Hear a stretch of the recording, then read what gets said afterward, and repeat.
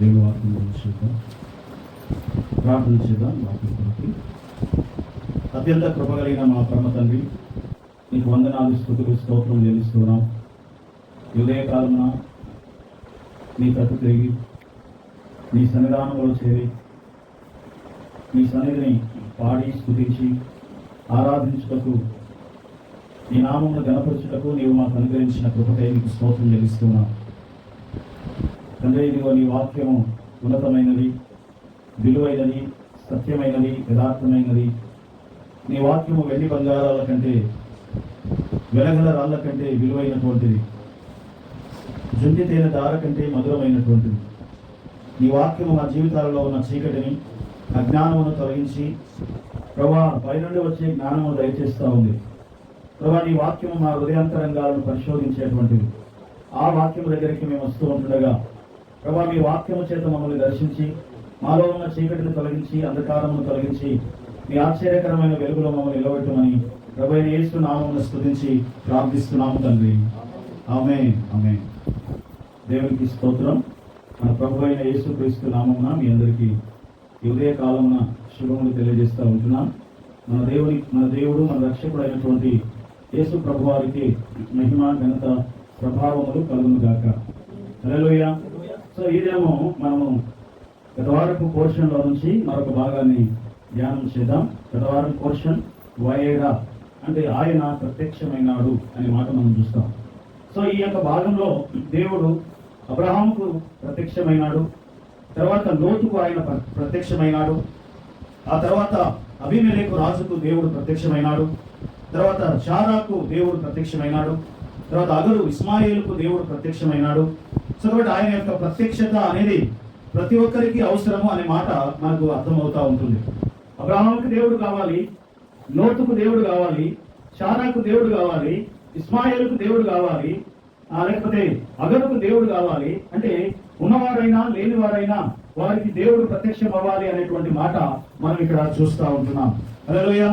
So కాబట్టి అబ్రహాము యొక్క బలియాగము ద్వారా, అంటే అబ్రహాము తన కుమారుడైన మరి ఇస్సాకును బలి అర్పిస్తున్న సమయంలో కూడా దేవుడు ప్రత్యక్షమైనాడు అబ్రహాముకి. సో కాబట్టి ఒక మానవుని జీవితంలో దైవం యొక్క ప్రత్యక్షత అనేది చాలా ప్రాముఖ్యమైనటువంటి అవసరముగా మనం ఇక్కడ చూస్తూ ఉంటున్నాం. కనుక మనము 2వ రాజుల గ్రంథంలో ఈ వారం పోర్షన్ భాగంలో 4వ అధ్యాయంలో మనం చూస్తాము. అక్కడ ఇద్దరు స్త్రీలు కనబడతారు. ఒక ఆమె ధనవంతురాలైనటువంటి స్త్రీ, తన భర్తను కోల్పోయినటువంటి స్త్రీ ఒక ఆమె, ఇద్దరు కుమారుడిని కోల్పోయినటువంటి స్త్రీ ఒక ఆమె కనబడుతుంది, భర్తను కోల్పోయినటువంటి స్త్రీ కూడా ఒక ఆమె మనకు అక్కడ కనబడుతుంది. సో కాబట్టి వారి ఇద్దరి పరిస్థితి ఒకటే. అయితే వారిద్దరికి కూడా దేవుడు ప్రత్యక్షము, దేవుని యొక్క ప్రత్యక్షత అవసరం. అంటే ధనవంతులైన వారికైనా పేదవారికైనా దేవుని యొక్క ప్రత్యక్షత, రక్షణ అనేది అవసరము అనేటువంటి మాట మనం చూస్తూ ఉంటున్నాం. కాబట్టి మన జీవితాలలో మనకి ఎన్ని ఉన్నా, మనం ఏది కలిగి ఉన్నా, ఏ స్థితిలో ఉన్నా, ఉన్నతమైన స్థితిలో ఉన్నా, లేకపోతే వీరరికంలో ఉన్నా, హీన దశలో ఉన్నా సరే దేవుని యొక్క రక్షణ నీకు అవసరము. రక్షణ ఎవరికి అవసరము?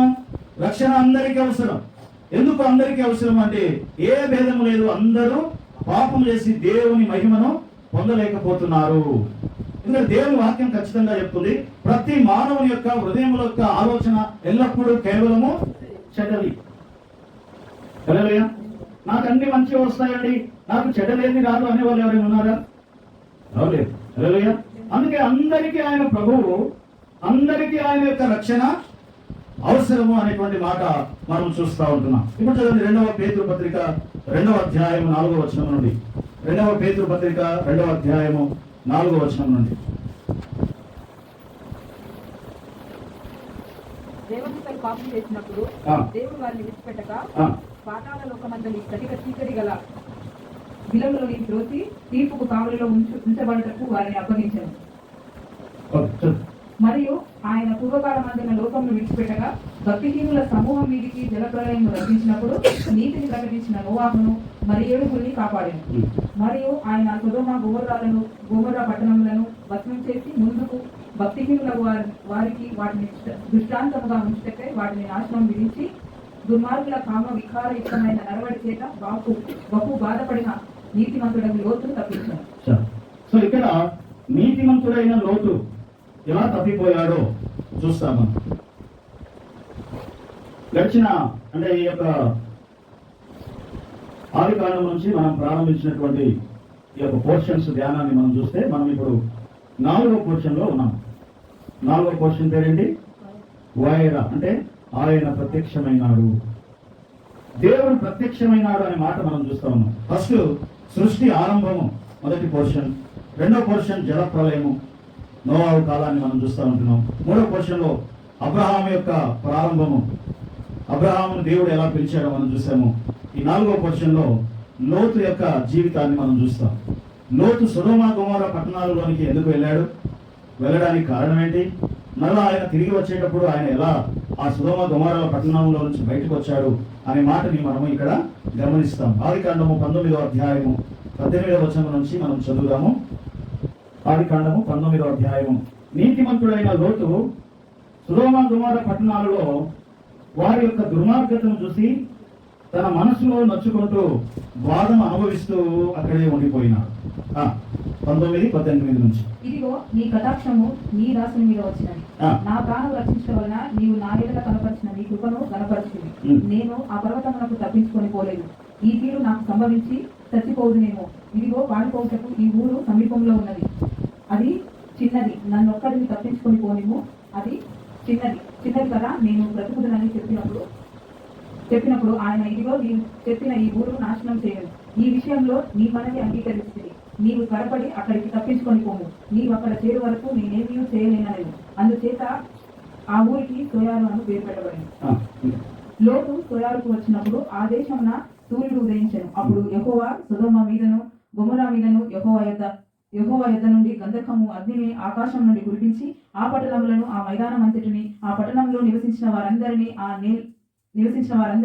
నేల మొలకలను నాశనం చేసెను. అయితే లోతు భార్య అతని వెనుక నుండి తిరిగి చూచి ఉప్పు స్తంభమాయెను. అయితే లోతు భార్య అతని వెనుక నుండి తిరిగి చూసి ఉప్పు స్తంభమాయెను. సో ఈ మాటను గమనించండి. 26వ వచనంలో అతని వెనుక నుండి చూసి ఉప్పు స్తంభమాయెను. సొదొమ గొమొర్రా పట్టణాల యొక్క పాపము ఆకాశం అంటున్నంతగా అయింది. ఎలాంటి పాపము వారిది అంటే పాపమును లీగలైజ్ చేశారట. లీగలైజ్ చేయడం అంటే చట్టం చేసేసారు. అన్యాయం చేయడం చట్టం అక్కడ, కఠినంగా ఉండడం చట్టం అక్కడ, క్రూరంగా ఉండడం చట్టం అక్కడ, ఒకరికి సహాయం చేయకుండా ఉండడం చట్టం అక్కడ. సో దుర్మార్గత అనేది ఆకాశం అంటున్నంతగా అయినప్పుడట భూమి ఆకాశములు దేవునికి మొరపెట్టినమాట. అలాంటి ప్లేస్లో ఎవరున్నారంటే నీతిమంతుడైన లోతు ఉన్నాడు. దుర్మార్గుల మధ్యలో నీవు ఉన్నప్పుడు నీ పరిస్థితి ఎలా ఉంటుంది? నీకు నచ్చని కొన్ని జరుగుతూ ఉన్నాయి, అక్కడ నీకు ఇష్టం లేని జరుగుతూ ఉన్నాయి. ఎలా ఉంటుంది? నీ మనసు ఎక్కడో నొచ్చుకుంటా ఉంటుంది, బాధపడుతూ ఉంటుంది, ఇబ్బంది పడుతూ ఉంటుంది. కానీ అక్కడే ఉండిపోతున్నాడు. బయటికి రాలేని స్థితిలో అతడు ఉన్నట్లుగా మనము చూస్తాం. అయితే ఒకరోజు దేవుని యొక్క దూతలు వచ్చి లోతుని అతని కుటుంబాన్ని తీసుకొస్తున్నారు. రండి బయటికి అంటే వీళ్ళు ఏం చేస్తున్నారట? తడుములాడుతున్నారు. పోవాలా పోతా? ఆ యొక్క స్ట్రగుల్ అదొక పోరాటం అన్నమాట. ఉండాలా పోవాలా అని అంటే తడుములాడుతున్నారు వాళ్ళు. లాస్ట్కి అట దేవతలట వాళ్ళ చేతులు పట్టుకొని లాక్కొని వచ్చారట. వెళ్ళండి, ఆ గొడవకి వెళ్ళండి అంటే. ఇదంతా ఎందుకు చేస్తున్నారు దేవదూతలు అంటే అబ్రహాము లోతు కొరకు ప్రార్థన చేశాడు. ఆ పట్టణాలను కాపాడాలని అబ్రహాం ఏం చేశాడంట? ప్రార్థన చేశాడు. ప్రభువా, అక్కడ 30 మంది నీతిమంతులు ఉంటే కాపాడతావా? 20 మంది నీతిమంతులు ఉంటే కాపాడతావా? 10 మంది నీతిమంతులు ఉంటే కాపాడతావా? అంటే దీని అర్థమైంది, నీతిమంతులు ఉంటే ఒక పట్టణం కాపాడబడుతుంది. 10 మంది దగ్గర ఆగిపోయాడు అబ్రహాము. 10 మంది వరకు అడిగాడంట. అంటే 10 మంది కూడా లేరు అన్నాడు దేవుడు. లోతు అబ్రహాము చేసిన ప్రార్థనను బట్టి లోతుని తప్పించినాడంట దేవుడు. అబ్రహాము యొక్క నీతిని బట్టి, అబ్రహాము యొక్క భక్తిని బట్టి, అబ్రహాము యొక్క ప్రార్థనను బట్టి లోతుని అక్కడి నుంచి తీసుకొని వస్తూ ఉంటున్నాడు. సో ఆ సమయంలో జరిగినటువంటి సంఘటననే లోతు భార్య అతని వెనక నుండి చూసి ఏం చేస్తుందంట? 17వ వచనం చదవండి. దేవదూతలు ఏం చెప్పారు వాళ్ళకి? ఆ దూతలు వారిని వెలుపలికి తీసుకొని వచ్చిన తర్వాత ఆయన నీ ప్రాణము దక్కించుకున్నట్లు పారిపోము, నీ వెనుక చూడకుము, నీ వెనుకకు చూడకము, నీ ప్రాణం దక్కించుకోవడానికి మీరేం చేయాలి? పారిపోండి అన్నారు. కానీ ఆమె ఏం చేసిందంట? వెనకకు తిరిగి చూసింది. ఇక్కడ మనం నేర్చుకునే విషయం ఏంటంటే, స్పిరిచువల్ లైఫ్ లో మనం కొనసాగుతూ ఉన్నప్పుడు, దేవుడు మనల్ని నడిపిస్తూ ఉన్నప్పుడు, దేవుడు మనల్ని ఏమంటారు తీసుకెళ్తూ ఉన్నప్పుడు, మన ఆత్మీయ జీవితంలో మనం వెనకకు తిరిగి చూడకూడదు. హల్లెలూయా, హల్లెలూయా. ఎక్కడ తిరిగి చూడకూడదు? అందుకని అంటాడు, లోతు భార్యను జ్ఞాపకం చేసుకోండి అంటాడు. లోతు భార్యను జ్ఞాపకం చేసుకోండి. ఎందుకు జ్ఞాపకం చేసుకోవాలి? ఆమె వెనకకు తిరిగి చూసింది. సో కాబట్టి అబ్రహాము సొదొమ గొమొర్రా అంటే ఇప్పుడు అదే విషయాన్ని లోతు భార్య వెనుకకు తిరిగి చూసింది. ఏమైంది? ఉప్పు స్తంభం అయ్యింది. మీరు ఇంకొక వచనం చదవండి, 27వ వచనం చదవండి. దాంట్లోనే 19వ అధ్యాయం 27వ వచనం. తెల్లవారినప్పుడు అబ్రహాము లేచి తాను యెహోవా సన్నిధిని నిలిచిన చోటికి వచ్చి సొదొమ గొమొర్రాల తట్టును ఆ మైదాన ప్రదేశము యావత్తును చూడగా, అదిగో ఆ ప్రదేశము పొగవలే లేచుండెను. దేవుడు మైదాన పట్టణములను పాడు చేసినప్పుడు. చాలు. సో ఇప్పుడు ఎవరు చూశారు? అది అబ్రహాము చూశాడు.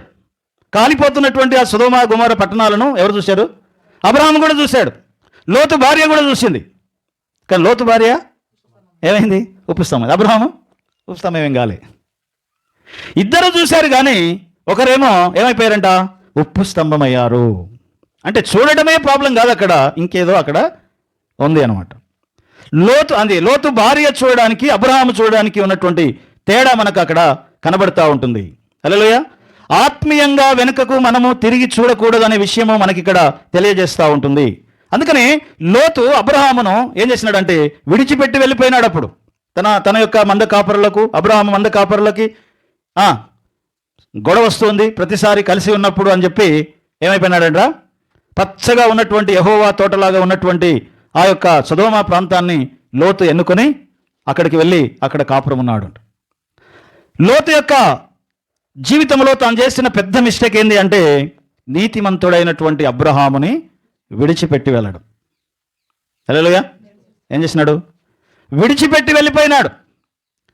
అలా విడిచిపెట్టి వెళ్ళిపోవడం అంటే విడిపోయినారు వాళ్ళు. విడిపోవడం వల్ల ఇద్దరు విడిపోతే ఏమవుతుంది? ఏం జరుగుతుంది? ఇద్దరు విడిపోతే వారు విడిపోవడమే కాదు, వారితో పాటు వారి దేవుడు కూడా ఏమవుతాడంట? విడిపోతాడు. వారి యొక్క బోధ విడిపోతుంది, వారి యొక్క టీచింగ్ విడిపోతుంది, వారు నేర్చుకునే విషయాలు విడిపోతాయి. హల్లెలూయా, హల్లెలూయా. సో కాబట్టి విడిపోవడం అనేది ఒక పెద్ద ఏమంటారు మిస్టేక్గా మనకు అక్కడ కనబడుతూ ఉంటుంది. అలా విడిపోవడం వల్ల అతడు సొదొమ గొమొర్రా పట్టణంలో యొక్క పాపంలో అతడు కూడా పాలివాడైనాడు అనమాట. యాక్చువల్గా లోతు కూడా అందులోనే చనిపోవాలి. కానీ ఎవరిని బట్టి అంటే అబ్రహామును బట్టి, ఆయన చేసిన ప్రార్థనను బట్టి, అబ్రహాము యొక్క నీతిని బట్టి ఏమైనాడంట? అతడు నిలబడినాడు, రక్షింపబడినాడు అనే మాట మనం చూస్తూ ఉంటున్నాం. సో కాబట్టి లోతు ఏమో తడబడుతూ అక్కడి నుంచి బయటికి రావడానికి ప్రయత్నం చేసి ఇక పరిగెత్తుతూ ఉంటున్నారు. కానీ లోతు భార్య ఏమో లోతు చూడని విషయాలు మరలా ఆమె ఈయన విడిచిపెట్టి వచ్చిన వాటిని ఆమె అర్థమవుతుందా? హల్లెలూయా. లోతేమో అన్ని విడిచిపెట్టి ఇక ఈ సొదొమ వద్దు, ఇక్కడ ఉన్నటువంటి సంపద వద్దు, ఇక్కడ ఉన్న ఏది వద్దు అని చెప్పి వెళ్ళిపోతా ఉంటే లోతు భార్యకేమో వాటి మీదకి ఆశ వచ్చింది. అందుకనే ఆమె తిరిగి చూసింది అనే మాట మనం చూస్తూ ఉంటున్నాం. అందుకనే వెనకకు తిరిగి చూడకము అని చెప్పి ఖచ్చితంగా ఆయన చెప్తా ఉంటున్నాడు. హల్లెలూయా. 28వ వచనం చదవండి. 19వ అధ్యాయం 28వ వచనం. ఆదికాండం 19వ అధ్యాయం 28వ వచనం. సొదొమ గొమొర్రాల తట్టును ఆ మైదాన ప్రదేశం యావత్తును చూడగా, అదిగో ఆ ప్రదేశము ఆవం పొగవలే లేచుండెను. దేవుడు ఆ మైదాన పట్టణములను పాడు చేసినప్పుడు, దేవుడు అబ్రహామును జ్ఞాపకం చేసుకుని లోతు కాపురం ఉన్న పట్టణములను నాశనం చేసినప్పుడు, ఆ నాశనం మధ్యన లోతు నశించకుండా అతని తప్పించెను. లోతు సొయారులో నివసించుటకు భయపడి. 2వ పేతురు పత్రిక 2వ అధ్యాయం 6వ వచనం మళ్ళీ చదవండి. మరియు ఆయన సొదొమ గొమొర్రాలను పట్టణములను భస్మం చేసి ముందుకు భక్తిహీనులకు వారికి వాటిని దృష్టాంతముగా ఉంచుటకై వాటికి నాశనం విధించి దుర్మార్గుల కామ వికారయుక్తమైన నడవడి చేత బహు బాధపడిన. కాబట్టి లోతు అక్కడ జరుగుతున్నటువంటి విషయాలను బట్టి తనమేనాడట? బహు బాధపడినాడు. లోతు నీతిమంతుడే గాని రాంగ్ ప్లేస్లో ఉన్నాడు. నీతిమంతుడే గాని ఉండాల్సిన ప్లేస్లో ఉండకపోవడం వలన ఏం జరిగిందంట? అతని మనస్సు గాయమవుతూ వచ్చింది. హల్లెలూయా. హెబ్రీయులకు రాసిన పత్రిక 4:1. ఆయన యొక్క విశ్రాంతిలో ప్రవేశించుదమను వాగ్దానము ఇంకా నిలిచి ఉండగా మీలో ఎవడైనను ఒకవేళ ఆ వాగ్దానము పొందకుండా తప్పిపోవునేమో అని భయము కలిగి ఉందము. 2వ. వారికి ప్రకటింపబడినట్లు మనకును సువార్త ప్రకటింపబడెను, కానీ వారు వినని వారితో విశ్వాసము గలవారై కలిసి ఉండలేదు కనుక విన్న వాక్యము వారికి నిష్ప్రయోజనమాయెను. కాబట్టి నీతిమంతులతో కలిసి ఉండాలి అనే విషయాన్ని లోతు విడిచిపెట్టినాడు. కాబట్టి ఇప్పుడు మనం చూస్తాము, నోవాహుని హత్తుకున్నవారు నోవాహు యొక్క పడవ ద్వారా 8 మంది రక్షింపబడ్డారు. అబ్రహామును హత్తుకొని ఉంటే అబ్రహాము ద్వారా లోతు కూడా రక్షింపబడేవాడు. యేసుక్రీస్తుని నీవు హత్తుకొని ఉంటే యేసుక్రీస్తు ద్వారా నీవు ఏమవుతావంట? రక్షింపబడతావు. ఒక నీతిమంతుని మనం హత్తుకొని ఉండాలి. నీతిమంతుని యొక్క వాక్యమును హత్తుకొని ఉండాలి. వాక్యమును విన్న వారితో కలిసి, వాక్యముతో ఎవరైతే కలిసి ఉంటారో, వాక్యమును ఎవరైతే హత్తుకుంటారో వారు రక్షింపబడతారు. హల్లెలూయా. వాక్యములో జీవం ఉంది. వాక్యములో ఏమంటారు? క్రీస్తు ఉన్నాడు. లేఖనాలలో క్రీస్తు ఉన్నాడు. లేఖనాలలో జీవం ఉంది. ఆ జీవాన్ని ఎవరైతే హత్తుకుంటారో వాళ్ళు ఏమవుతారంట? బ్రతుకుతారు అనే మాట మనం చూస్తాం. కాబట్టి అలా బ్రతకాల్సినటువంటి వాడు లోతును విడిచిపెట్టి, అది అబ్రహామును విడిచిపెట్టి ఏమైనాడంట? మరి సొదొమ వైపు వెళ్ళిపోయినట్లుగా మనం చూస్తాం. కాబట్టి దేవుడు అంటాడు ఏమని అంటే, 1 కీర్తన 1:1 మనం చూస్తాం, దుష్టుల ఆలోచన చొప్పున నడువక, పాపుల మార్గమున నిలువక, అపహాసకులు కూర్చుండు చోట కూర్చుండక, యెహోవా ధర్మశాస్త్రమునందు దివారాత్రములు ఆనందించుచు ధ్యానించువాడు ధన్యుడు. హల్లెలూయా. అందరు నాకే చూడండి. సో కాబట్టి దేవుని వాక్యాన్ని ఎవరైతే హత్తుకుంటారో వారు ధన్యులు. దేవుని వాక్యాన్ని ఎవరైతే హత్తుకుంటారో వారు చేయనది సఫలమవుతుంది. అందుకని విన్న వాక్యముతో మనము కలిసి ఉండాలి. విన్న విశ్వాసులతో మనము కలిసి ఉండాలి. నీతిమంతులతో కలిసి ఉండాలి. సమాజంతో కలిసి ఉండాలి అని దేవుని వాక్యం చెప్తా ఉంటుంది. ఎవరితో కలిసి ఉండాలి? సమాజంతో కలిసి ఉండాలి.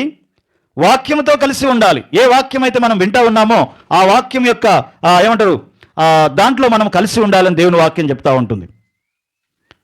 సొదొమ గొమొర్రా 2 పట్టణాల మధ్యలో ఎవరున్నారట? లోతున్నాడు. ఒక్కడే నీతిమంతుడు. 100 మంది నీతిమంతులు ఉన్నప్పుడు మనం కూడా నీతిగా నడుచుకోవడం ఈజీ. హల్లెలూయా. ఈజీనా కదా? ఈజీ. కానీ లోకమంతా దుర్మార్గతలో ఉన్నప్పుడు నువ్వు నీతిగా ఉంటే ఏం చేస్తావు తెలుసా? నిన్ను కూడా మార్చేస్తారు. నువ్వేం పైకి వెళ్ళి వచ్చినవారా అని చెప్పి ఏం చేస్తారంట. కానీ అలాంటి పరిస్థితుల మధ్యలో కూడా నోవాహు ఎలా ఉన్నాడట? అది నోవాహు కూడా సేమ్ జలప్రలయ సమయంలో నరుని యొక్క ప్రతి ఆలోచన చెడిపోయి ఉండి దేవుడు పశ్చాత్తాపపడి ఆ సమయంలో కూడా నోవాహు ఒక్కడే ఆయనకు నీతిమంతుడు, నిందారహితుడుగా కనబడ్డాడు. సేమ్ అలాగే సొదొమ గొమొర్రా పట్టణాలలో కూడా లోతు ఆ దుర్మార్గుల మధ్యలో, వారి కామ వికార చేష్టల మధ్యలో తన హృదయమును నొప్పించుకొనుచు ఆయన ఎలా ఉన్నాడట? నీతిమంతుడుగా ఉన్నట్లుగా మనము చూస్తూ ఉంటున్నాం. ఆదికాండం 6:9 చదవండి. అక్కడ నోవాహుని మనం గమనిస్తాము. నోవాహు వంశావళి ఇదే. నోవాహు నీతిపరుడును తన తరములో నిందారహితుడునై ఉండెను. నోవాహు దేవునితో కూడా నడిచినవాడు. ఇక్కడ మనకి ఏమర్థమవుతుంది అంటే, సేమ్ నోవాహు అలాగే ఉన్నాడు, లోతు కూడా అలాగే ఉన్నాడు. అంటే తన చుట్టూ ఉన్న వారందరూ కూడా వేరే వేరే పరిస్థితుల మధ్యలో ఉన్నప్పుడు, వేరే వేరే అలవాట్ల మధ్యలో ఉన్నప్పుడు, వేరే వేరే పాపముల మధ్యలో ఉన్నప్పుడు వారిని ఏది కూడా వీళ్ళని ప్రభావితమో చేయలేదు. మనల్ని చాలా విషయాలు ప్రభావితం చేస్తాయి. అందరూ చేస్తున్నారు కాబట్టి మనం చేద్దాం. అందరూ ఏమంటారు? కొన్ని చెడ్డ అలవాట్లు కలిగి ఉన్నారు కాబట్టి మనం కూడా కలిగి ఉందాం. అది నిన్ను ప్రభావితం చేయకూడదంట. లోతుని అది ప్రభావితం చేయలేదు, లేకపోతే నోవాహుని అది ప్రభావితం చేయలేదు. వాళ్ళు సర్వలోకము వారు తినుచు త్రాగుచు. మీరు 24వ అధ్యాయం ఎక్కడ మనం మత్తయి సువార్త 24వ అధ్యాయంలో చూస్తాము. యేసు ప్రభువు వారు చెప్తారు. 24వ అధ్యాయం చూడండి, 32వ వచనం. అంజూరపు చెట్టును చూచి ఒక ఉపమానం నేర్చుకొనుడి. అంజూరపు కొమ్మ లేతదై చిగురించినప్పుడు వసంతకాలము ఇంకా సమీపముగా ఉన్నదని మీకు తెలియను. ఆ ప్రకారమే మీరి సంగతులు. 37వ వచనం. నోవాహు దినములు ఎలాగూ ఉండెనో మనుష్య కుమారుని రాకడయో అలాగనే ఉండును. జల ప్రళయమునకు ముందటి దినములలో నోవాహు ఓడలోనికి వెళ్ళిన దినము వరకు వారు తినుచు త్రాగుచు పెళ్లి చేసుకొనుచు పెళ్లికిచ్చుకొనుచు జల ప్రళయం వచ్చి అందరిని ముంచివేసేంత వరకు ఎగురక పారిపోయిరి. అందరు ఇల్లు కట్టుకుంటున్నారు, మనం ఇల్లు కట్టుకోవాలి. అందరూ ఆ బిజినెస్ చేస్తున్నారు, మనం కూడా బిజినెస్ చేయాలి. లేకపోతే అందరూ ఇలాంటివి చేస్తున్నారు, మనం కూడా అలా చేయాలి. నోవాహు ఒక్కడే ఎలా ఉన్నట నీతిమంతుడుగా ఉన్నాడు అనే మాట మనం చూస్తూ ఉంటున్నాం. అలాగే లోతు దినాలలో కూడా సేమ్ ఇదే స్టోరీ అనమాట. తినచ్చు, త్రాగచ్చు, నాటచ్చు, ఇంకా బిజినెస్లు కూడా చేస్తారు. లోతు కాలంలో బిజినెస్ ఎక్కువ ఉంటుంది లోతు కాలం. సో కాబట్టి మన లైఫ్లో ఏవి మనల్ని ప్రభావితం చేస్తూ ఉన్నాయి? నిన్ను ప్రభావితం చేసే వాటికి నీవు దూరంగా ఉండాలి. ఈ దినాల్లో చాలామంది ఎక్కడ చూసినా మత్తు పదార్థాలకు అలవాటైపోయి బానిసలైపోయి, ఎందుకంటే వాడు చేస్తున్నాడు కాబట్టి నేను చేస్తాను, వాళ్ళని ప్రభావితం చేస్తూ ఉన్నారు. తాగుడు ప్రభావితం చేస్తూ ఉంది, వ్యభిచారం ప్రభావితం చేస్తూ ఉంది. అందరూ చేస్తున్నారు కాబట్టి లోకమంతా వేరుగా ఉన్నా సరే నోవాహుకి దేవుడికి నోవాహు ఒక్కడు కనబడ్డాడంట. ఎలా కనబడ్డాడు?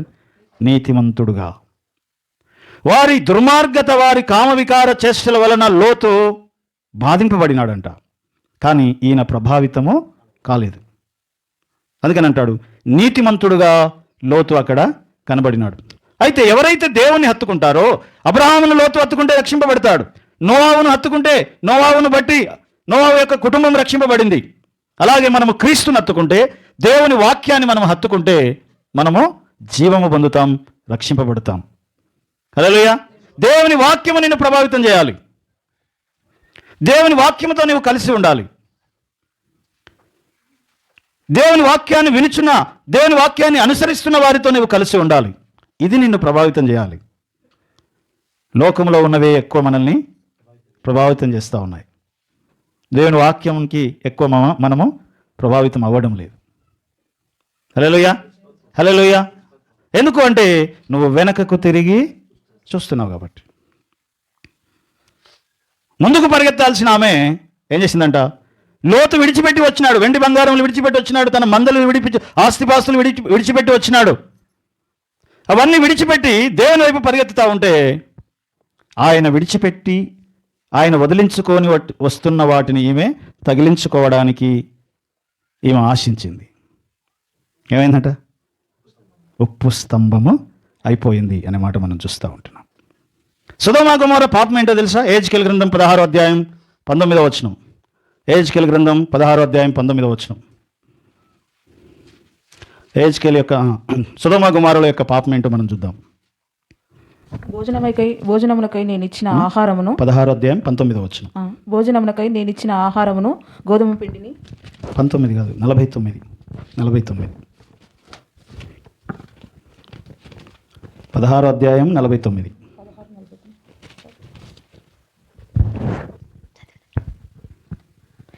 నీ చెల్లెలైన సొదొమ చేసిన దోషం ఏదనగా దానికి దాని కుమార్తెలకు కలిగిన గర్వమును ఆహార సమృద్ధి నిర్విచారమైన సుఖస్థితి అనున్నదియే. వాళ్ళ పాపం ఏంటి? ఒకటి గర్వము, రెండోది ఆహార సమృద్ధి, కొరత లేదు. ఈ రెండు పాపములు వారిని ఏం చేసినాయంట? గర్వంలోనికి తీసుకెళ్ళినాయి. తర్వాత వాళ్ళు అంటారు, ఇంక కిందికి చదివితే, అది దీనులకును దరిద్రులకును సహాయము చేయకుండెను. ఇది సొదొమ పాపం. అంటే వారు కఠినంగా ఉండేవారు అన్నమాట. ఎవడికి ఎంగిల్ చేత కాకిని కొట్టేవారు కాదట. ఎంగిల్ చేత కాకిని కొడితే ఏమవుతుంది? అది అనమాట. చేతికి ఉన్నటువంటి మెతుకులు వెళ్ళిపోతాయేమో అని చెప్పి కాకిని కూడా కొట్టరు అనమాట. సో సొదొమ పాపం అలాంటిది అనమాట. దీనులకి దరిద్రులకి వారు సహాయం చేసేవారు కాదు, బిగబట్టేవారు. ఎవరన్నా చేస్తే కూడా ఊరుకునేవారు కాదు అట. కఠినంగా ఉండడం అనేది అక్కడ లీగలైజ్ చేయబడింది అని మాట చూస్తూ ఉంటున్నాం. అందుకనే దీనులకు దరిద్రులకు మనం ఎందుకు సహాయం చేయాలి? దేవుని వాక్యం అది బోధిస్తుందా? యేసు ప్రభువారు అది చెప్పారా సహాయం చేయాలి అని? చదవండి మత్తయి సువార్త 25వ అధ్యాయం 33వ వచనం. కుడివైపున ఉన్న వారిని, ఎడమవైపు ఉన్న వారిని, గొర్రెలను మేకలను ఆయన వేరు చేసి అంటున్నటువంటి మాట మనం అక్కడ చూస్తాము. కుడివైపున ఉన్నటువంటి గొర్రెలను, ఎడమవైపుల మేకలను చాలు. గొర్రెలంటే గొర్రె సాధు జంతువు. గొర్రె ఎవరినైనా గరిచిందా? గొర్రె ఎవరైనా ఎప్పుడైనా క్రూరంగా ప్రవర్తించిందా? అది సాధువు. అందుకని యేసయ్య అంటాడు, నేను గొర్రెలకు మంచి కాపరిని అంటాడు. మరి మేక, అయితే మేక గొర్రెలను దేవుడు అంటే వేరు చేశాడంట. ఎందుకు వేరు చేశాడు? నిజంగా గొర్రెల గురించి మాట్లాడట్లేదు, అక్కడ మనుషుల గురించి మాట్లాడుతూ ఉన్నాడు. అక్కడ ఏమంటాడంటే, కుడివైపున ఉన్న వారులారా, నా తండ్రి రాజ్యమును మీ కొరకు సిద్ధపరిచిన తండ్రి రాజ్యమును మీరు స్వతంత్రించుకొనుడి అంటాడు. ఎందుకు స్వతంత్రించుకోవాలి? వీళ్ళు ఏం చేశారు? మేమేం చేశామయ్యా, మాకెందుకయ్యా అంటే అప్పుడు అంటాడంటే ఏమని, నేను ఆకలితో ఉన్నప్పుడు మీరు నాకు భోజనం పెట్టారు, దప్పికతో ఉన్నప్పుడు దాహం ఇచ్చారు, పరదేశినై ఉన్నప్పుడు నన్ను పరామర్శించారు, దిగంబరినై ఉన్నప్పుడు నాకు వస్త్రములు ఇచ్చారు, రోగినై ఉన్నప్పుడు నన్ను పరామర్శించారు, వచ్చి చెరసాలలో ఉన్నప్పుడు నా యొద్దకు వచ్చారు మీరు. అప్పుడు వాళ్ళు అన్నారట, మేము ఎప్పుడు చేశామయ్యా ఇవన్నీ? అప్పుడు యేసయ్య ఏమంటాడు, నీ పొరుగు వారికి నువ్వు చేస్తే నాకు చేసినట్టే అన్నాడు. హల్లెలూయా, హల్లెలూయా. సో కాబట్టి సొదొమ పాపం ఏంది అంటే, దీనులకి, దరిద్రులకి, విధవరాన్లకి, దిక్కులేని వారికి సహాయం చేసే స్థితి వారి జీవితాల్లో ఎన్నడూ లేదు అంట. గర్వంతో ఉన్నారు. ఆహార సమృద్ధి వలన వారి జీవితాలలో గర్వం అనే పాపం వచ్చింది. ఎవ్వనికి ఏం చేసేవారు కాదు, సహాయము చేసేవారు వారు కాదు అంట. వైల్డ్గా ఉండేవారు. వైల్డ్గా ఉండడం అంటే క్రూరంగా ఉండేవారు అనమాట, కఠినంగా ఉండేవారు అనమాట. క్రూరత్వం అనేది జంతువుల్లోనికి ఎలా వచ్చిందో తెలుసా? ఎలా వచ్చిందంట? మనుషుల నుంచే జంతువుల్లోనికి వచ్చిందంట. దేవుడు సృజించినప్పుడు దేవుడు ఏమంటారు, క్రూరమైన జంతువులను, సాధువు కలిగిన జంతువులను దేవుడు తయారు చేయలేదు. ఎలా చేశాడు మరి? క్రూరత్వం లేని వాటిని దేవుడు చేస్తే మనిషి వలన దేవునికి అంట ఏమొచ్చిందంట, క్రూరత్వము జంతువుల్లోనికి కూడా వచ్చింది అనే మాట చూస్తాం. యెషయా గ్రంథం 11వ అధ్యాయం 6వ వచనం మీరు చదవండి. నాకే చూడండి, 11వ అధ్యాయం 6-7 వచనాలు. యెషయా గ్రంథం.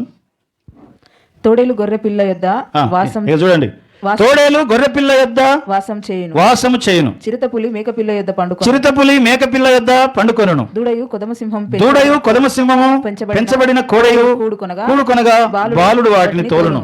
ఆవులు ఎలుగుబంట్లు మేయును, వాటి పిల్లలు ఒక్క చోటనే పండుకొనును. ఎద్దు మేయునట్లు సింహము గడ్డి మేయును. పాలు కుడుచు పిల్ల నాగుపాము పుట్ట యొద్ద ఆటలాడును. మిడినాగు పుట్ట మీద పాలు విడిచిన పిల్ల తన చెయ్యి చాచును. ఇక్కడ ఏమైనా క్రూరత్వం ఉందా? మరలా యేసయ్య వచ్చిన తర్వాత ఆయన 1000 ఏళ్ల పరిపాలనలో ఇది ఉంటుందంట. ఏది? తోడేలు గొర్రెపిల్ల అసలు అటు రెండింటికి పడదు, చంపేసుకొని తినేస్తాయి. మేకపిల్ల యొద్ద దూడయో కొదమ సింహము పెంచబడును. ఆవులు ఎలుగులు కూడి ఉండును. సింహము గడ్డి మేయునా? ఎలా వచ్చింది దానికి క్రూరత్వం? మనుషుల నుంచి వచ్చిందంట. మనిషి ప్రతి వాని జీవితంలో ప్రతి మనిషి కూడా వైల్డ్గా ఉంటాడంట. కనబడరు అంతే, అవసరమైనప్పుడు బయటకు వస్తుంది. అబ్బా ఇంత క్రూరంగా ఉంటారా అనిపిస్తుంది అప్పుడు. హల్లెలూయా. సో మనిషిలో ఆ క్రూరత్వం ఉంది. ఆ క్రూరత్వం అంట జంతువుల్లోనికి కూడా మానవుని బట్టి వెళ్ళింది అంట. హల్లెలూయా. సో కాబట్టి గొర్రె ఒక్కటే ఈ భూమి మీద సాధు జంతువు. అందుకని ఆయన అంటాడు ఏమని అంటే, నేను గొర్రెలకు మంచి కాపరిని. సాధువు అంటే సహాయం చేసేవాడు. సాధువు అంటే వినయం కలిగిన వాడు. సాధువు అంటే దేవుని ఎదుట ఏమంటారు, నిందారహితంగా ఉండేవాడు, చక్కగా ఉండేవాడు అంటారు. చక్కగా నిలబడేవాడు సాధువు. వైల్డ్ అంటే క్రూరమైన వాడు, కఠినత్వం కలిగిన వాడు. దయ, కనికరము, జాలి ఇలాంటివేవి లేనితనాన్ని వైల్డ్నెస్ అంటారు, క్రూరత్వము అంటారు. హల్లెలూయా. సో దేవుడు మనకు కాపరిగా ఉండాలి అంటే నీలో ఉన్నటువంటి క్రూరత్వాన్ని చంపివేసి నువ్వెలా ఉండాలంట?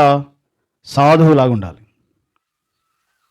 అందుకని నేను గొర్రెలకు మంచి కాపరిని అని యోహాను 10:11 మనకు తెలియజేస్తాడు. సో కాబట్టి సొదొమ ప్రజల యొక్క పాపం ఏంటి అంటే క్రూరత్వము, స్వప్రయోజనము, సెల్ఫిష్నెస్, నాది, నేను బాగుంటే చాలు, నేను ఇంకెవడికి సహాయము చేయను అనే ఒక కఠిన హృదయాన్ని కలిగి ఉండడమే క్రూరత్వం అనే మాట మనం చూస్తూ ఉంటున్నాం. కాబట్టి యేసు ప్రభు వారు మానవుని యొక్క జీవితంలో నుంచి ఏం కోరుకుంటున్నాడు? చదవండి మీరు లూకా సువార్త 19:8 జక్కయ్య దగ్గరికి యేసయ్య వెళ్ళినప్పుడు అక్కడ జరిగినటువంటి సంఘటన మనం చూస్తాము. జక్కయ్య నిలవబడి, ఇదిగో ప్రభువా, నా ఆస్తిలో సగం బీదలకు. అసలు జక్కయ్య ఎలాంటి వాడో తెలుసా? జక్కయ్య ట్యాక్స్ కలెక్టర్, పన్నులు వసూలు చేసేటువంటి వాడు, జాలి, దయ, కనికరము ఏమాత్రమో లేనివాడు. ₹1 వసూలు చేయమని పైన గవర్నమెంట్ వాళ్ళు చెప్తే ఈయన ₹2 వసూలు చేసేవాడంట. ₹2 వసూలు చేయమంటే ₹4 వసూలు చేసేవాడంట. అంటే ఏమాత్రము దయా, కనికరము, జాలి లేనటువంటి వాడు. ఎప్పుడైతే యేసయ్య ఆయన జీవితంలోనికి వెళ్ళినాడో ఎవరు కూడా ఆయనని మంచివాడుగా చూడని స్థితిలో ఉన్నప్పుడు, జక్కయ్య నువ్వు దిగిరా, అంజూరపు చెట్టు ఎక్కి కూర్చుంటే నువ్వు దిగిరా, నేను నీ ఇంటికి వస్తాను అంటాడు. పాపాత్మునైనటువంటి నా ఇంటికి నువ్వు వచ్చినవయ్యా, ఇప్పుడు కూడా నేను మారకపోతే ఇక నా జీవితం వేస్ట్ అని చెప్పి అప్పుడు చెప్తున్నాడు ఈ మాట. ఏమంటున్నాడు? ప్రభువా, నా ఆస్తిలో సగము బీదలకు ఇచ్చివేస్తున్నాను. ఎవని యొద్దనైనా నేను అన్యాయముగా అంటే తీసుకున్నాడు అనమాట. అన్యాయముగా దేనినైనా తీసుకుంటే అతనికి 4 అంతలు నేను చెల్లిస్తాను. ఎందుకు ఇది చూస్తున్నాం? సొదొమ పాపం ఏంటి అంటే కఠినత్వం. సొదొమ పాపం ఏంటంటే స్వప్రయోజనమును చూసుకోవడం. దేవుని వాక్యం అంటుంది, ప్రేమ స్వప్రయోజనమును విచారించదు, ప్రేమ అన్నిటిని సహించును, ప్రేమ అన్నిటిని ఓర్చుకొనును. ఎక్కడుంది ఇది? 1 కొరింథీయులకు రాసిన పత్రిక 13వ అధ్యాయంలో ప్రేమలో ఏమేమి ఉంటాయో మొత్తం అక్కడ ఒక పెద్ద లిస్ట్ ఉంటుంది. అయితే అందులో ప్రేమ ఏం చేయదంట? స్వప్రయోజనమును, లావణ్య, ప్రేమ స్వప్రయోజనమును విచారించదు. అంటే నాకు నేను బాగుంటే చాలు అనే దగ్గర ప్రేమ ఉండదు అంట. చదవండి, ఎక్కడుంది? 13వ అధ్యాయం. బీదల పోషణ కొరకు నా ఆస్తి అంతయు ఇచ్చినను, కాల్చబడుటకు నా శరీరం అప్పగించినను, ప్రేమ లేని వాడైతే నాకు ప్రయోజనం ఏమీ లేదు. ప్రేమ దీర్ఘకాలం సహించును, దయ చూపించును, ప్రేమ మత్సరపడదు, ప్రేమ డంబముగా ప్రవర్తించదు, అది ఉప్పొంగదు, అమర్యాదగా నడవదు, స్వప్రయోజనమును విచారించుకొనదు, త్వరగా కోప్పడదు, అపకారం మనసులో ఉంచుకొనదు. ప్రేమ స్వప్రయోజనమును విచారించదు. అంటే నాకేంటి, నేను ఇది చేస్తే నాకేంటి, నేను ఇస్తే నాకేంటి అనేది ఏంది? స్వప్రయోజనం అంట. నీళ్ళ మీద నీ ఆహారం వేస్తే ఒకరోజు అదేమవుతుందంట? మరలా తేలుతుందంట. ఇప్పుడు ఒకరికి సహాయం చేయడం అనేది, ఒకరికి ఇవ్వడం అనేది, ఒకరికి దాన ధర్మం చేయడం అనేది ఏంటిదంట? నీళ్ళ మీద ఆహారం వేసినట్టే.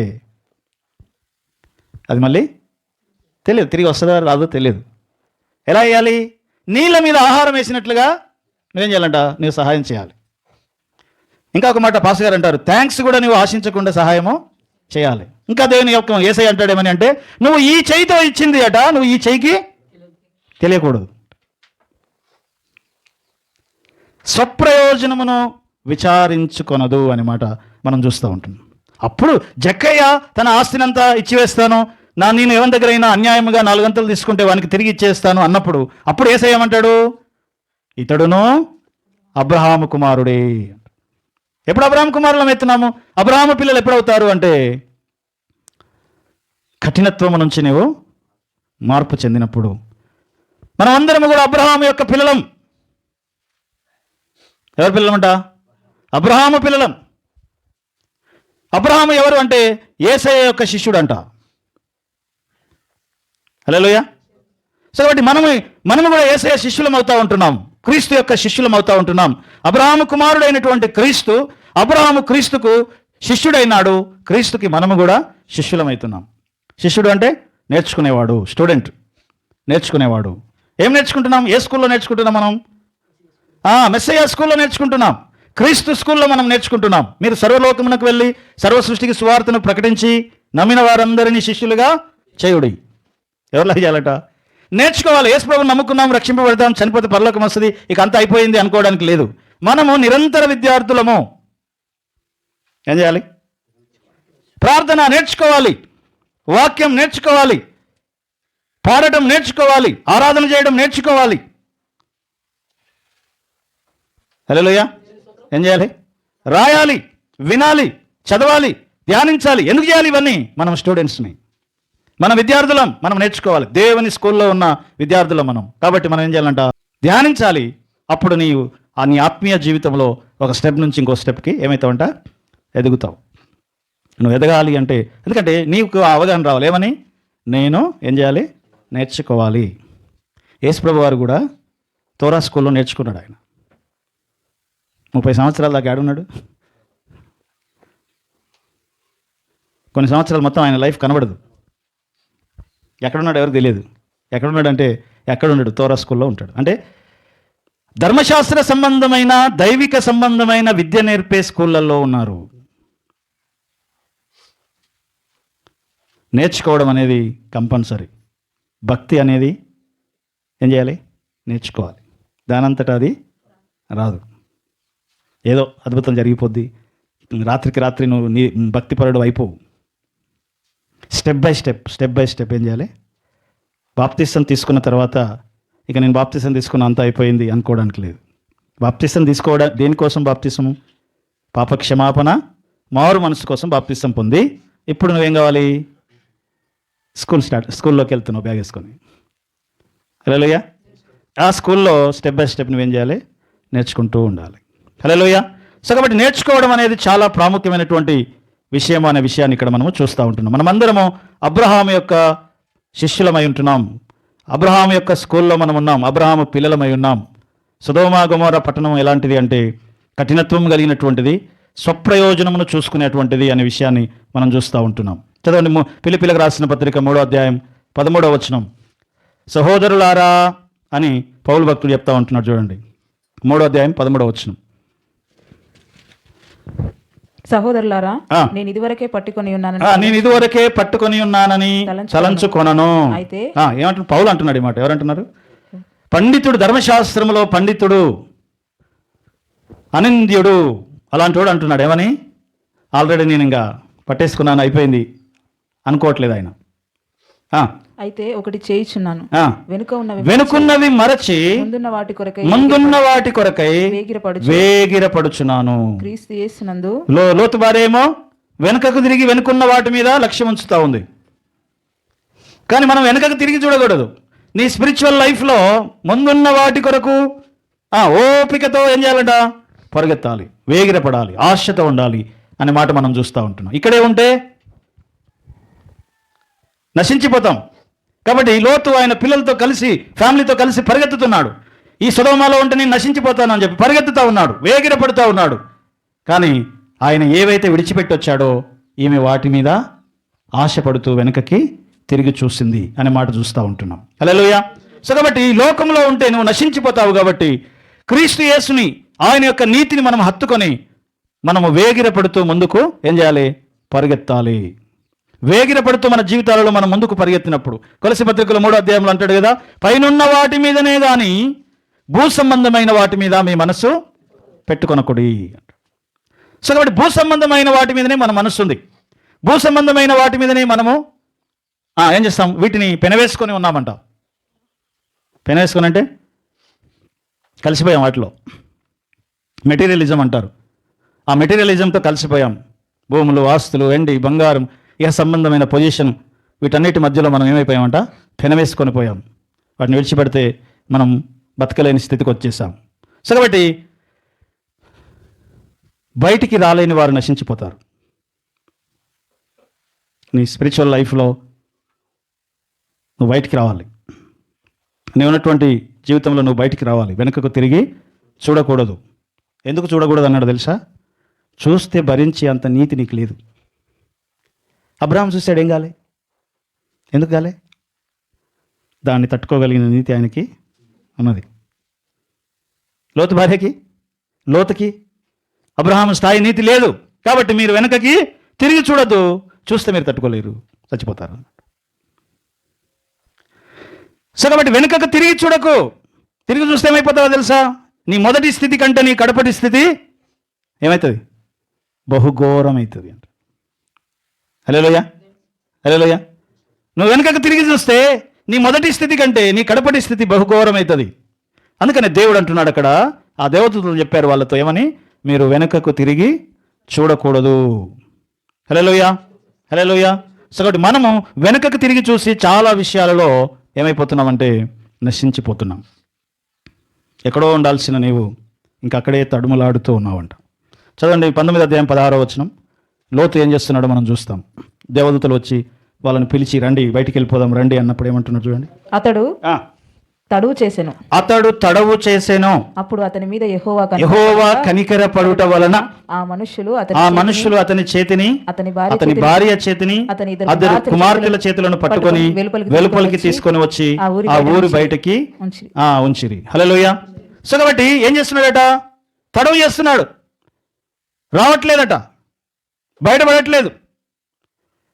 పారిపోవాలి, అగ్నిగంధకాలు రాబోతున్నాయి, పారిపోండి అంటే ఈయన స్ట్రగుల్ అవుతున్నాడు. అప్పుడు నాకున్న ఆస్తి, నాకున్న సంపద, నాకున్న వెండి బంగారములు, నాకున్న ఈ యొక్క పొజిషన్, వీటన్నిటిని వదులుకొని ఎలా రావాలి? ఓ మనిషి విశ్వాస జీవితంలో ప్రయాణం కొనసాగించాలంటే ఇహ సంబంధంగా ఉన్నటువంటి కొన్నిటిని ఏం చేయాలి? నువ్వు వదులుకోవాలి. అలా వదులుకుంటేనే నువ్వు బయటికి రాగలవు. ఎన్ని బంధకాలు ఉంటాయో మన చుట్టూ. హల్లెలూయా. సో ఈ లోతుకి కూడా అలాంటి బంధకాల్లో ఉన్నాడు. ఆయన తడువు చేస్తూ ఉన్నాడు, స్ట్రగుల్ అవుతా ఉన్నాడు. వెళ్ళాలా, ఇవన్నీ వదిలేసి వెళ్ళాలా, ఇవన్నిటిని మేము వదులుకోవాలా, స్ట్రగుల్ అయిపోతా ఉన్నాడట. కానీ మొత్తానికి ఆ పోరాటం అదొక పోరాటం లాంటిది అనమాట. ఆ పోరాటంలో ఇక వచ్చేటట్లేడని దేవుడే అతని మీద కనికరపడి చేతులు పట్టుకొని లాక్కుపోయారంట. మొత్తానికి లైన్లో పడ్డాడు, పరిగెత్తుతున్నాడు. అక్కడికి వెళ్ళలేనయ్యా, నేను ఇక్కడికి వెళ్తా, ఈ సోయార్ అనే పట్టణానికి వెళ్తా, ఆ పర్వతానికి వెళ్ళేసరికి నేను చచ్చిపోతానేమో అని అంటే, పోనీ పర్లేదులే, నీకోసం ఆ పట్టణాన్ని వదిలేస్తా వెళ్ళంటే. అలా వెళుతున్నప్పుడు అప్పుడు ఆమె ఏం చేసింది? ఆయన భార్య వెనక్కి తిరిగి చూసింది. అంతరంగంలో ఒక పోరాటం. దేవుని కొరకు నిలబడాలి అన్నప్పుడు, దేవుని కొరకు జీవించాలి అన్నప్పుడు మన జీవితాలలో ఏముంటుందంట? పోరాటం ఉంటుంది. నిర్ణయం తీసుకోలేని ఒక చక్రంలో మనం పడి కొట్టుమిట్టాడుతూ ఉంటాము. హల్లెలూయా. చెడుకు మంచికి మధ్యలో జరిగే పోరాటం అది. మంచిగా ఉండాలంటే చెడును జయించాలి. మంచి చెడుల మధ్యలో జరిగే ఆ పోరాటంలో మనము చిక్కుకొనిపోతాం. మంచిగా ఉండాలంటే చెడును వదులుకోవాలి కదా. ఆ వదులుకునే పోరాటం ఉంటుంది చూడు, అలాంటి స్పిరిచువల్ పోరాటం అంటారు. అందుకని మనము పోరాడున్నది శరీరాలతో కాదు, ఆ ఈవిల్ ఇంపల్స్ తోటి, ఆ ఎజ్జర్ హరాతోటి, ఆ దురాత్మల సమూహంతో మనం ఏం చేస్తామంట? నిరంతరం పోరాటం జరుగుతూ ఉంటుంది. మీరు యోసేపుని చూడండి. ఫొతీఫర్ భార్యతో ఆ ఇంట్లో ఉన్నప్పుడు ఆమె అతన్ని దినదినము శోధించిందంట. దినదినము శోధిస్తే ఎలా ఉంటుంది? ఎంత పోరాటం చేసి ఉంటాడు పరిశుద్ధంగా ఉండడానికి. హల్లెలూయా. లాస్ట్కి ఏం చేశాడు తెలుసా? పారిపోయాడంట. ఇంకా లాభం లేదు ఈ పోరాటం, ఇక్కడ ఎక్కువ కాలం ఉంటే ఈ పోరాటం నేను చేయలేను అని చెప్పి ఏం చేశాడంటే అక్కడి నుంచి పారిపోయినాడు అనే మాట మనము చూస్తాం. పరిశుద్ధంగా ఉండడానికి ఒక పోరాటం మన జీవితంలో చేయాలి. అదొక పోరాటం లాగా చేయాలి, ఒకటినే కాదు. పరిశుద్ధంగా బ్రతకడం అంటే అదొక పోరాటం లాగా నువ్వు చేయగలిగితేనే నువ్వు నిలబడగలవు. దేవుని ఎదుట ఇంత ఘోరమైన పాపం నేను ఎలాగూ చేతును అని చెప్పి యోసేపు ఏం చేసినాడంట? అక్కడి నుంచి పారిపోయినాడంట. దినదినము అతన్ని శోధించింది అనే మాట మనం చూస్తాం అక్కడ. కీర్తనల గ్రంథం 56వ కీర్తన మొదటి నుంచి చదవండి. 56వ కీర్తన మొదటి నుంచి. మనుషులు నన్ను మింగవలనని ఉన్నారు, దినమెల్ల వారు పోరాడుచు నన్ను బాధించుచున్నారు, అనేకులు గర్వించి నాతో పోరాడుచున్నారు, దినమెల్ల నా కొరకు పొంచి ఉన్నారు, నన్ను మింగివేయవలనని. ఆదికాండం 39వ అధ్యాయం 10వ వచనం. ఆదికాండం 39వ అధ్యాయం 10వ వచనం. ఫస్ట్ 38, 39, 8 చదవండి, తర్వాత 10వ వచనం, 8వ వచనం, 10వ వచనం.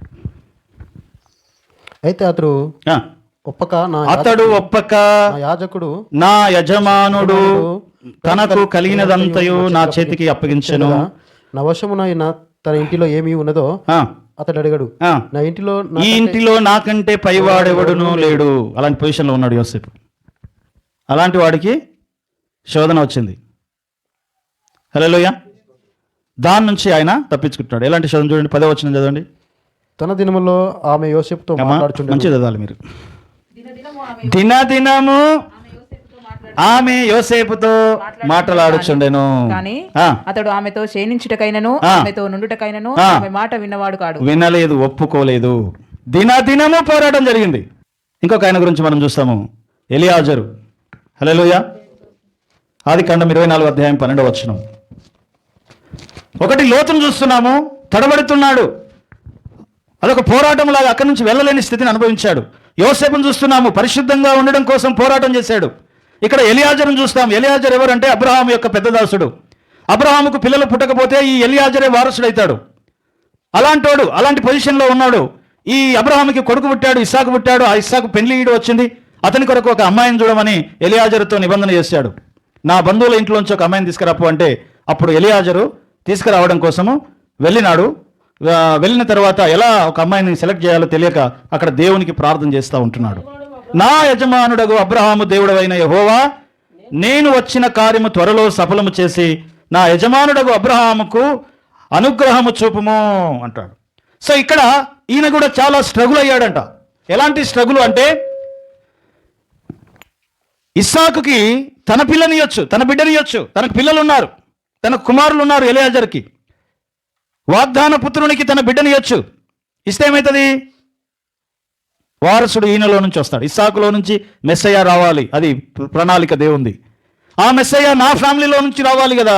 ఇంకొక స్త్రీ కొరకు నేను వెతుకుతున్నానేంటి అని చెప్పి ఎలియాజరు రిబ్కాని సెలెక్ట్ చేయడానికి ముందు, ఆ ప్రార్థన చేయడానికి ముందు అట ఏం చేసినాడట? ఒక పోరాటం చేసినాడట. అంటే ఆయన లోపల ఒక స్ట్రగుల్ నడుస్తూ ఉంది. నేను కదా వారసుని అవ్వాల్సిందే. చాలాసార్లు అబ్రహాం అంటాడు ఏమన్నా దేవునితోటి, నాకు పిల్లలు లేకపోతే నా యావదాస్తికి ఎలియాజరే కదా వారసుడు. దేవునికి వారసుడే, అంటే అబ్రహాముకి వారసుడయ్యే పొజిషన్లో ఉన్నటువంటి ఎలియాజరు ఇస్సాకుకి భార్యను తీసుకొని వచ్చే టైంలో చాలా స్ట్రగుల్ అయ్యాడు ఆయన. కానీ అబ్రహాం ఏం చేశాడంటే తన తొడ కింద చేయబెట్టి ప్రమాణం చేయించాడు. ఏమని? నా బంధువులలో నుంచి మాత్రమే నా కొడుకుకి బిడ్డ రావాలి, అంటే భార్య రావాలి అని ప్రమాణం చేయించాడు. సో అక్కడ చిక్కిపోయాడు, ప్రమాణం చేశాడు. లేకపోతే తన బిడ్డనే ఇచ్చేటోడేమో ఎవరికి? ఇస్సాకుకి. సో ఆ సమయంలో ప్రార్థన చేసే ముందు ఆయన ఏమైనాడట? స్ట్రగుల్ అయినాడట బాగా. మన స్పిరిచువల్ లైఫ్లో ఇహ సంబంధమైన వాటిలో నుంచి మనం బయటికి రావడానికి ఒక పోరాటం చేయాలి. హల్లెలూయా. ఓ మంచి పేరు సంపాదించాలంటే పోరాటం చేయాలి. పోరాటం లాంటి జీవితాన్ని నువ్వు జీవిస్తేనే నీకు మంచి పేరు వస్తుంది. ఓ చెడ్డ పేరు రావాలంటే ఏ పోరాటం అవసరం లేదు, పనికి మాలిన పని ఒకటి చేస్తే చాలు. హల్లెలూయా. అందుకని మంచి పేరు సంపాదించుకొనుడి. మంచి పేరు ఏం చేయాలి? సంపాదించడం అంటే కష్టపడాలి దానికోసం. మంచి పేరు సంపాదిస్తేనే వస్తుంది, దానంతటా అది నీకు మంచి పేరు రాదు. హల్లెలూయా, హల్లెలూయా. సో కాబట్టి మంచి పేరు మనం సంపాదించుకునే పొజిషన్లోనికి మనం రావాలి అంట. సో కాబట్టి మన ఆత్మీయ జీవితంలో మనం ఒక పోరాటం లాగా మన యొక్క జీవితాన్ని మనము కొనసాగించాలి. ఎక్కడ నువ్వు స్ట్రగుల్ అవుతున్నావు? నీతిగా బ్రతకాలంటే స్ట్రగుల్ అవ్వాలి. పరిశుద్ధంగా బ్రతకాలంటే మనం స్ట్రగుల్ అవుతాం. హల్లెలూయా, హల్లెలూయా. ఇహ సంబంధమైన వాటిని అధిగమించి దేవుణ్ణి చూడాలంటే నువ్వు స్ట్రగుల్ అవుతావు. ఎందుకంటే నీవు ఇహ సంబంధమైన వాటితో నువ్వు పెనవేయబడి ఉన్నావు.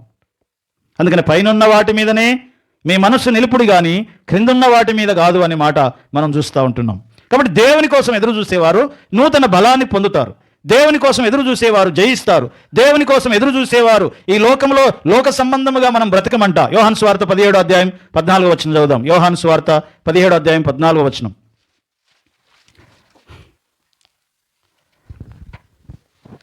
వారికి నీ వాక్యం ఇచ్చి ఉన్నాను, ఈ లోక సంబంధిని కానట్టు వారిని లోక సంబంధులు కారు గనక లోకము వారిని ద్వేషించును.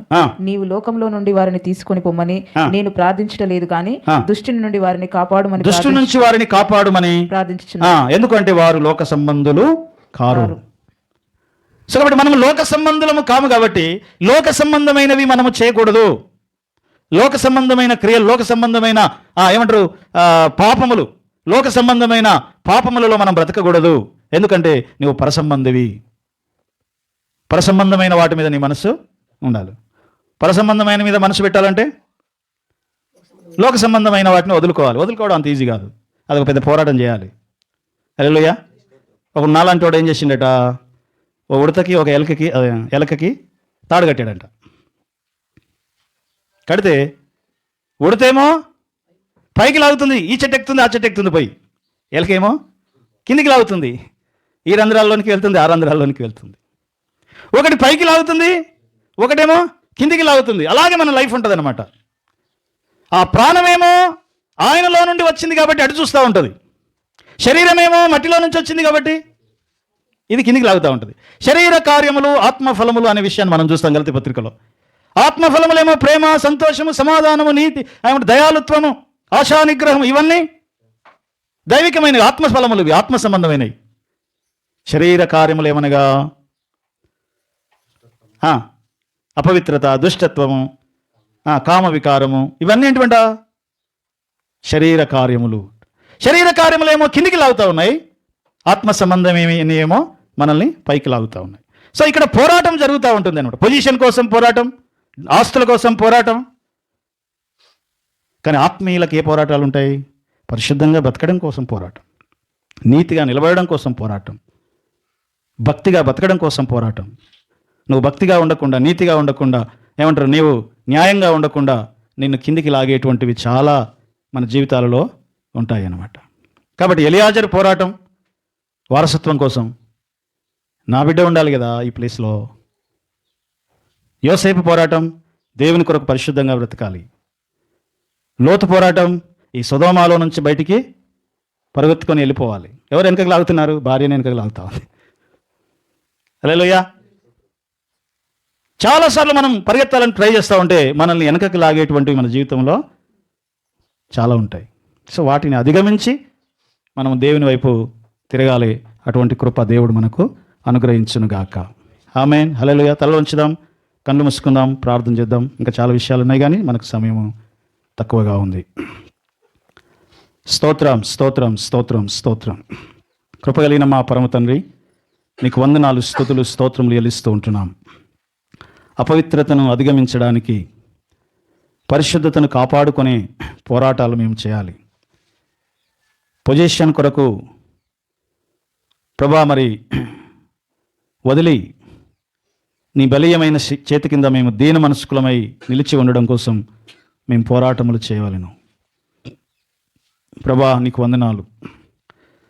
లోక సంబంధమైన వాటిని, మమ్మల్ని వెనకకు లాగే వాటి నుంచి పైనున్న వాటి వైపు మా మనస్సు నిలుపుట కోసం మేము పోరాటం చేయాలి. ప్రభా నీ కృపను అనుగ్రహించండి. ఇగో లోతులాగా మేము నీతిమంతులను విడిచిపెట్టకుండా, నీతిమంతుడైన అబ్రహామును లోతు విడిచినట్లుగా, నీతిమంతులైన సమాజమును మేము విడవక నీ వాక్యమును హత్తుకొని వాక్యముతో నిలిచి ఉండడానికి నీ కృప దయచేయమని ప్రార్థన చేస్తూ ఉంటున్నాం. దయగలిగిన మా పరమ తండ్రి నీకు వందనాలు, స్తుతులు, స్తోత్రములు చెల్లిస్తూ ఉంటున్నాము. సొదొమ లాంటి పాపము మా జీవితాలలో లేకుండా స్వప్రయోజనము, హృదయ కాఠిన్యము, దానిని అధిగమించి దేవా ఇదిగో మేము ఇతరుల మేలు కోరిన వారమై ఇదిగో కుడివైపున ఉన్న సాధువుల వలె మేము నిలబడుటకు సహాయం చేయండి. నీకు వందనాలు, స్తుతులు, స్తోత్రం చెల్లిస్తూ ఉన్నాం. మా జీవితాలలో ఉన్న క్రూరత్వమును విడిచి సాధు స్వభావమును, దైవికమైన స్వభావమును మేము కలిగిన వారమై ఉండుటకు కృపదయచేయమని ప్రార్థన చేస్తూ ఉంటున్నాం. ఇక్కడ ఉన్న నీ బిడ్డల్ని జ్ఞాపకం చేసుకోండి. ఎవరు అబ్రహాము పిల్లలుగా ఉంటున్నారు, ఎవరు నాయనా ఇదిగో తండ్రి శిష్యులుగా ఉంటున్నారు, నేర్చుకోవడానికి అధిక ప్రాధాన్యతనివ్వడానికి నీ కృప దయచేయండి. నీ వాక్యమును నేర్చుకోవాలి, ప్రార్థన ఎలా చేయాలో నేర్చుకోవాలి, భక్తి ఎలా చేయాలో నేర్చుకోవాలి, పరిశుద్ధంగా ఎలా బ్రతకాలో మేము నేర్చుకున్నటకు ప్రభా ఇదిగో మా యొక్క మనోనేత్రములను తెరవమని ప్రార్థన చేస్తూ ఉన్నాం. ఇక్కడున్న ప్రతి బిడ్డను మీ చేతులకు అప్పగిస్తూ ప్రభువైన యేసుక్రీస్తు నామమును స్తుతించి ప్రార్థిస్తున్నాం తండ్రి. ఆమేన్, ఆమేన్.